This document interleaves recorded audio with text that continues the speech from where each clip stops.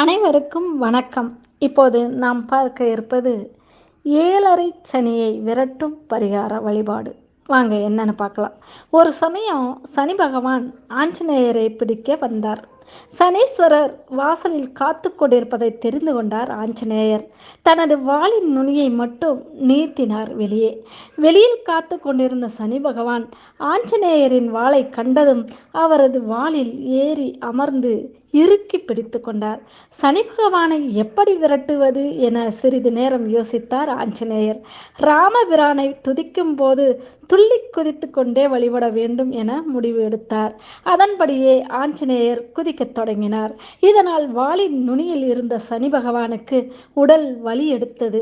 ஆஞ்சநேயர் குதிப்பதை நிறுத்திவிட மாட்டாரா என யோசித்த சனி பகவான் உடல் வலி அதிகமாகவே ஆஞ்சநேயரிடம் எப்போது குதிப்பதை நிறுத்துவாய் என்று கேட்டார். அதற்கு ஆஞ்சநேயர் 7.5 வருஷத்திற்கு துள்ளி குதித்து கொண்டேதான் இருப்பேன் என்றார். சனி பகவான் பயந்து போனார். இனிமேலும் ஆஞ்சநேயரை பிடித்து கொண்டிருப்பதால் நமக்கு எந்த பயனும் இல்லை என யோசித்த சனி பகவான் ஆஞ்சநேயரை விட்டு வெளியேறினார். ஆஞ்சநேயரும் மிகவும் மகிழ்ந்து சனி பகவானிடம் வேண்டுகோள் விடுத்தார். சனீஸ்வரர் என்னை விட்டு விலகியது போல் 7.5 ஆண்டு சனி பிடிக்கும் போது உன்னிடமிருந்து விலக வேண்டும் என நினைத்து என்னை வழிபடும் பக்தர்களுக்கு எந்த தொந்தரவையும் சங்கடத்தையும் நீ கொடுக்கக்கூடாது என கேட்டுக்கொண்டார்.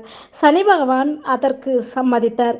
எனவே 7.5 சனி அஷ்டம சனியின் போது நமது துயரங்கள் விலக ஆஞ்சநேயரை வழிபட்டால் சனி பகவானிடமிருந்து விடைபெறுவதற்கு ஆஞ்சநேயர் துணை புரிவார். அடுத்த பதிவில் மீண்டும் சந்திப்போம். வாழ்த்துக்கள் அனைவருக்கும்.